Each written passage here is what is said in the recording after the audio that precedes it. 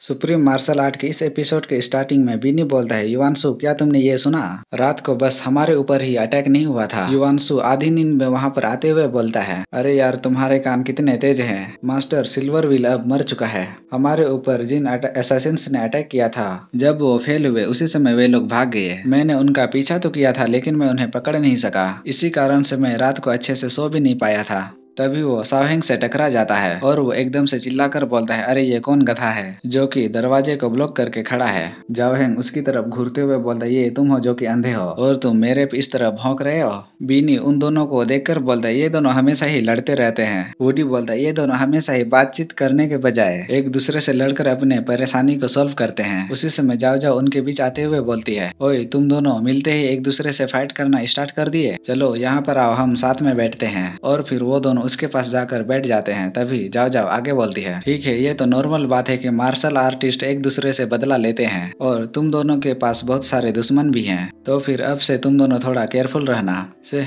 कब हमें golden lion से न्यूज मिलेगा? भिखारियों के पास कोई भी न्यूज बहुत जल्दी आ जाता है। उम्मीद करती हूँ कि उन्हें कोई इन्फॉर्मेशन जल्दी से मिले। उसी समय उनके दरवाजे से कुछ लोग एंटर करते हैं। वो बंदा अंदर आकर बोलता है, मेरे साथियों, भिखारियों को अभी अभी कुछ न्यूज मिला है। गोल्डन लायन फान सिटी में देखी गई है और ये बंदा भिखारियों का हेड झुआंग बी फान होता है और ये भी मास्टर रैंक का मार्शल आर्टिस्ट है। झुआंग आगे बोलते हैं, जबकि हम लोग सारे के सारे सुवानु ऑर्डर के पीछे हैं, तो फिर हम लोग साथ में फान सिटी में क्यों नहीं जाते? अगर हम वहाँ पर जाते हैं तो हमें ये पता लग सकता है कि मैड गॉड अभी कहाँ पर है। तभी आयरन फिस्ट बोलता है, बढ़िया, चलो फान सिटी जाकर गोल्डन लायन से मिलते हैं। इसके बाद युवांशु बोलता है, हेड झुआंग, क्या तुम्हें इस बात का कुछ पता है कि मास्टर सिल्वरविल कैसे मारा गया? जुबांग बोलता है, तुमने बिल्कुल सही आदमी से यह सवाल पूछा है। हम भिखारी कोई भी गलत न्यूज को नहीं बताते। सुवानु सिटी में टोटल 11 इलाइट्स हैं जिन्हें की आखिरी रात को मारने का कोशिश किया गया था।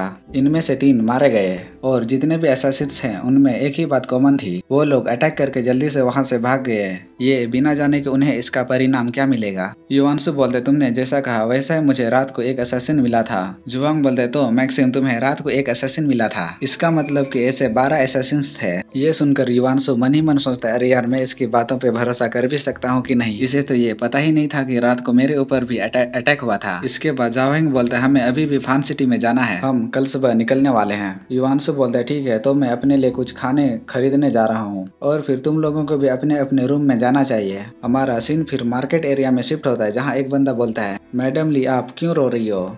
मैडम ली रोते हुए बोलती है, मेरे पड़ोसी के बेटे को आखिरी रात को कुछ श्राप लग गया और वो बिल्कुल सूखा हो गया। सामने वाली औरत बोलती है, वो तो आपका बेटा भी नहीं है, फिर भी आप क्यों रो रही हो? अगर आपके पड़ोसी का घर इतना ही ज्यादा हॉन्टेड है तो आप उनसे दूरी बना के रखना, ठीक है? नहीं तो वो श्राप आपको भी लग जाएगा। युवांशु उनकी बातों को सुनकर सोचता है, क्या हॉन्टेड? कितनी अजीब बात है। जब मैं ग्रीन बुल टाउन में था वहाँ पर भी ऐसे ही बीमारी कई सारे लोगों को भी हुआ था जो कि पूरे सूखे हो गए थे। चलो इस बात को अभी के लिए जाने दो, अभी मैं पहले उस जगह को जाकर देखता हूँ जहाँ मास्टर सिल्वरविल की हत्या की गई थी। मुझे ऐसा लग रहा है कि ये चीजें इतनी भी कुछ सिंपल नहीं है। और वो जंप करते हुए उस जगह पर आ जाता है जहाँ पर कि मास्टर सिल्वरविल मारा गया था। उसका पैर एक टूटे हुए तीर के ऊपर जाके पड़ता है और वो उस तीर को देखकर सोचता है, ये तीर उससे बहुत ज्यादा डिफरेंट है जो कि मुझे मारने के लिए यूज किया गया था। ऐसा लगता है कि यहाँ पर बस एक असैसिन नहीं है, इनका पूरा ग्रुप होगा। अरे यार अभी तो चीजें और भी कॉम्प्लिकेटेड होना शुरू हो गई है। पैलेस गार्ड 5 साल पहले मार्शल आर्टिस्ट को दबाना चाहते थे। ड्राइड अप कॉर्प्स हाल ही में दिखना शुरू हुए हैं। सुवानु ऑर्डर का दिखना और साथ ही ब्लैक हेल के असैसिन्स का भी आना। यहाँ हाल ही में जितने भी इंसिडेंट हो रहे हैं इन सब के बीच कोई न कोई कनेक्शन जरूर हो सकता है। हमें फिर आधे महीने के बाद फान सिटी का सीन दिखाया जाता है जहाँ पर जाओहेंग, जाओ जाओ और युवांशु रास्ते में चल रहे होते हैं। तभी जाओ जाओ बोलते, मुझे यकीन नहीं होता कि हमें फान सिटी पहुंचने में पूरा आधा महीना लग गया। वो लोग तो बहुत ज्यादा धीमे थे।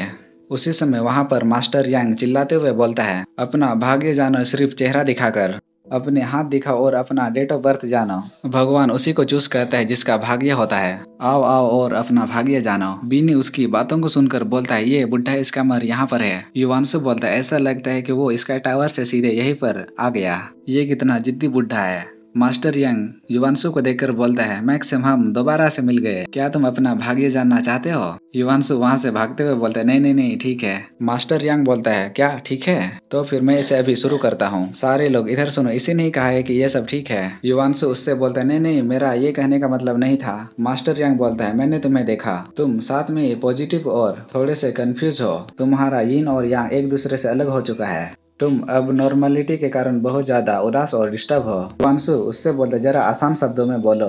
मास्टर यांग बोलते, तुम्हें वेस्ट की तरफ नहीं जाना चाहिए, नहीं तो तुम बहुत बड़ी मुसीबत में आ जाओगे। तुम वहाँ पर उस इंसान से मिलोगे जिसके कि तुम सबसे ज्यादा क्लोज हो, लेकिन सदा के लिए तुम उससे दूर भी हो जाओगे। और युवांशु उसे एक कॉइन देते हुए बोलता है, किसने तुमसे कहा कि मैं वेस्ट की तरफ जाने वाला हूँ? तुम ये क्या स्कैम कर रहे हो? इसीलिए मैं तुम्हें बस एक ही कॉपर कॉइन दे रहा हूँ। मास्टर यांग उससे बोलते, ये पैसे बहुत कम है, तुम कितने कंजूस हो। युवांशु और बाकी सभी लोग उसे इग्नोर करके वहां से चले जाते हैं। उसी समय पर फान सिटी के ही दूसरी तरफ का सीन दिखाया जाता है। एक बंदा जुआंग से बोलता है, लीडर हमें अभी अभी एक इन्फॉर्मेशन मिली है, गोल्डन लाइन अब फान सिटी को छोड़ करके वेस्ट की तरफ गई है। इसकी बातों को सुनकर जुआंग बोलता है, क्या वेस्ट की तरफ? जल्दी से इस बारे में पता करो कि वो अभी कहाँ पर है और मुझे बताओ। वहीं पर फान सिटी के दो लोकल बंदे आपस में बातचीत करते हैं। एक बोलता है, आजकल फान सिटी जैसे इतने गंदे शहर में इतने सारे आउटसाइडर्स क्यों आ रहे हैं? दूसरा बोलता है, किसे पता, शायद से इन्हें मरने से कोई भी डर नहीं लगता होगा। ये मार्शल आर्टिस्ट, किसी को भी इस वहम पर भरोसा नहीं होता कि ये लोग गलियों पर मरे पड़े थे। उसी समय एक लड़की चिल्लाते हुए आती है, कोई तो मेरी मदद करो, ये बहुत हॉन्टेड है, प्लीज मुझे बचाओ। जाओ जाओ इसकी चिल्लाने की आवाज सुनकर बोलती है,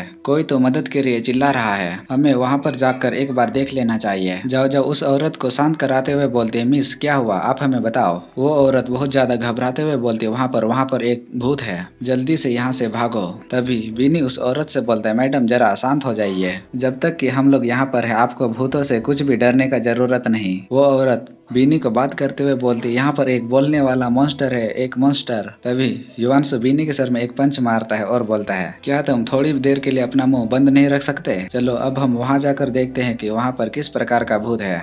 उस जगह पर जाकर युवांशु बोलते, यहाँ पर तो कई सारे खून के छींटे हैं, जब हम इस जगह पर जाएंगे तो सारे लोग थोड़ा ध्यान से रहना। और उस जगह के अंदर हम देखते हैं कि कई सारे लोगों की लाशें पड़ी होती है और वे सारे के सारे सूख कर मरे होते हैं। युवांशु उन सारे लोगों को मरे हुए देख बोलता है, ये लोग तो सूख कर मरे हैं, ये फिर से। इसके बाद झाओहेंग बोलता है, ऐसे सूख कर मरे लोग और बहुत सारे हॉन्टेड घटनाएं पिछले कुछ समय से कई सारे शहरों में हो रही है, लेकिन ये देखना बहुत रेयर बात है कि इतने बड़े शहर में भी ये सब हो रहा है। इसके बाद युवांशु बोलता है, मैं भूतों पर विश्वास नहीं करता। जब मिस्टर लियो का घर बहुत ज्यादा हॉन्टेड था, उस समय बस मिस लियो को एक ड्रग दिया गया था। मैं अब ये जानने के लिए बहुत ज्यादा उत्सुक हूँ कि इन सब के पीछे कौन है। झाओहेंग तभी युवांशु से बोलता है, क्या तुम इस बात को एक्सप्लेन कर सकते हो कि लोग सूख कर ऐसे कैसे मर रहे हैं? युवांशु बोलता है, शायद से ऐसा हो सकता है कि कोई एविल पावर को प्रैक्टिस कर रहा होगा। इसकी बातों को सुनकर झाओहेंग बोलता है, हम इतने सालों से मार्शल आर्टिस्ट है, पर हमने अभी तक ये नहीं सुना कि कोई ऐसा भी एविल पावर होता होगा जिसको कि प्रैक्टिस करने में लोगों को पूरी तरह से सुखा दिया जाता है। युवांशु बोलता है, मैं बस गेस कर रहा था, शायद से ये सब किसी पॉइजन के कारण भी हो सकता है। तभी जाओ जाओ उस औरत से बोलते, मिस क्या आप हमें ये बता सकती हो कि ये सारे के सारे लोग इस तरह से कैसे सूख गए हैं? वो औरत बोलती है, वो एक फीमेल गोस्ट थी जो कि लाल कपड़ों में थी और उसके मुंह में खून भी था। उसने ग्रैंडमा को बस एक ही बार मुंह से काट कर मार डाला। इसके बाद उसने 2 बच्चों को चूस कर पूरी तरह से सुखा दिया। इसी के साथ हमारा ये एपिसोड ये पे खत्म होता है। फिर मिलेंगे अगले वीडियो में। Bye bye, Tata.